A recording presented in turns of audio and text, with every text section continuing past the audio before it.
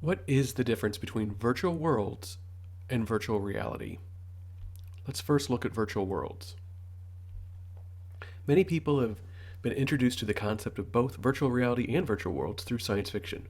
Movies such as The Matrix in 1999 and Ready Player One in 2018 made the concepts of virtual reality and virtual worlds mainstream. In the first issue of Journal of Virtual Worlds Research in 2006, a few scholars offered their definition for this emerging form of software. Mark Bell wrote that a virtual world was a synchronous, persistent network of people represented as avatars facilitated by networked computers.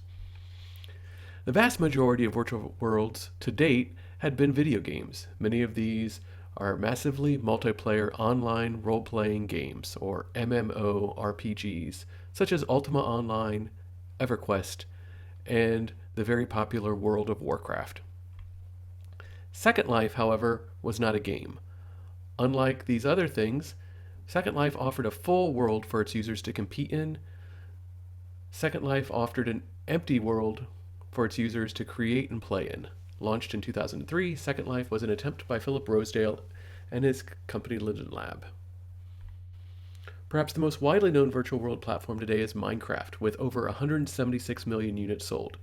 Now, not all Minecraft users use the virtual world mode, playing with what Bell called the synchronous persistent network of people. However, Minecraft does offer that as an option. If we instead turn to virtual reality, we see that in both The Matrix and Ready Player One, users explored virtual worlds, which are software, using virtual reality hardware. Now, in a time before VR headsets were available, before any Google Cardboard or Oculus Rift, John Steyer laid out a psychology-based, rather than a technology-based definition of virtual reality that went beyond the traditional goggles and gloves and instead suggested that it could be any real or simulated environment. Now, his definition was helpful for researchers for over 2 decades, but now the new wave of goggles and gloves virtual reality headsets that are available suggest that we might instead refocus our attention on them. Virtual reality prototypes have been developed and studied by researchers for decades. One of the earliest examples, developed in 1985 by Jim Humphreys and Mike McGreevy, was developed at NASA Ames and now sits in the National Air and Space Museum. Early attempts in the 1990s to sell virtual reality gaming systems, such as the Nintendo Virtual Boy or Sega Genesis VR, were largely unsuccessful. In 2013, however, the success of the Oculus Rift Developer Kit renewed its public interest in virtual reality. Several technology hurdles made this viable, where previous attempts had failed, including better screen resolution, refresh rates, and a larger field of view. A year later, Google released the Google Cardboard, a new developer platform in which smartphones could be used for virtual reality. Today, we have much more expensive HTC Vive Pros available for almost an order of magnitude more, or for over two orders of magnitude more. To look at how this technology has evolved, we'll instead focus on just one brand, the Oculus brand. Starting in 2013, the developer kit had 0 tracking cameras and relied on an external computer.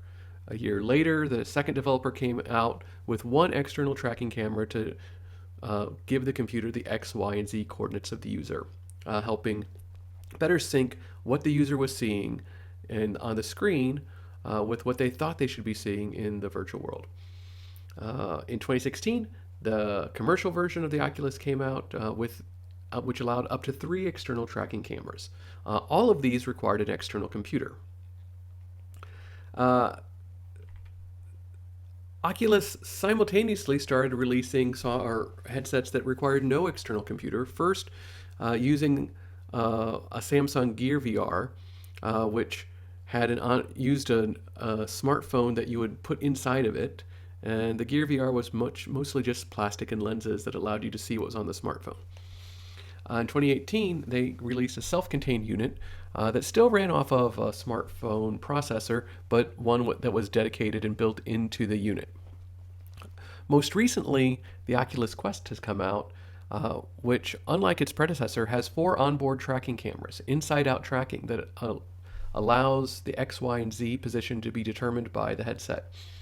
You can also optionally attach it using a USB cable to a computer to improve the graphics of it. This is available for only $400, which puts it at a price point well below that of the pro level equipment and puts it within reach of several home users.